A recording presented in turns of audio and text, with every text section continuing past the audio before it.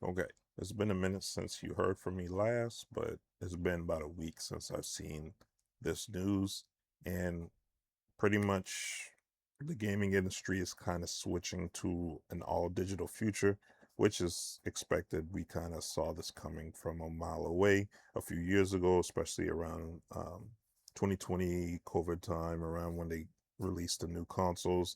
It seemed as though everyone had a digital version, and we kind of saw it a little bit earlier with the Xbox One and PlayStation 4 era, but now we're in full swing of fully digital consoles, fully digital hybrid computer systems, however way you want to classify Xbox's new system coming out. We don't really know much details other than the fact that it is going to be a PC console hybrid, and now it seems as though that it is going to be a digital PC and console hybrid. That is something I kind of called out a few months ago. I think about 3 months ago, I talked about the fact that Xbox is going to pivot towards getting you into the ecosystem with the Xbox app on PC, their Play Anywhere initiative, and the fact that they're kind of moving away from the issues and trials of having to confirm licenses and pay for licenses for games that are years out of date from being monetized.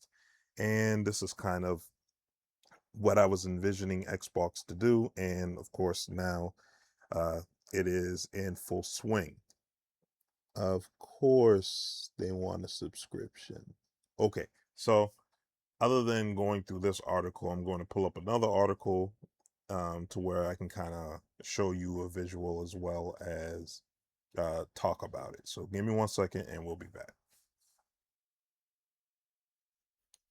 Okay, so we're back, and now we're in a Kotaku article by Ethan Gach or Ethan Gotch. I don't know how to pronounce his name properly, but it was published also the same day, July 1st, 2026, where they detail exactly what was reported by The Verge's Tom Warren, where they were going into the fact that the new Xbox console PC hybrid is going to focus on preserving your disc games, but not in the way that you think. And similar to what I was talking about earlier, where they were going to kind of push you into their ecosystem of the Xbox app, the Microsoft Store, and Xbox Play Anywhere. That's pretty much what they're doing here. So they're pretty much taking discs that are from the Xbox One era, not all Xbox One era games as well, because some licenses and there's restrictions there with those licenses are not permitting them to actually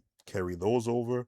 And most of the, or from what they've reported, all of the Series X games are just going to be ported over by having a way of inserting a disc into a drive, confirming and tying that game to your Microsoft account, aka your Xbox account. And then, as long as you have physical access to that disk and you're not lending it to someone else to also do the same thing, which is inserting it into their drive and trying to uh, pretty much load it into their Microsoft account, you'll be able to play your game, which sounds good in theory. But the thing that I kind of argued with beforehand and got pushback from one of the people who watched the video was that Xbox would be lying if they didn't bring forward your whole library and they didn't allow you to play games from previous generations like the Xbox 360 and Xbox original. And what pretty much happened with this is they pretty much said Xbox Series XS discs, Xbox One discs, 360, and OG Xbox will not be part of the program.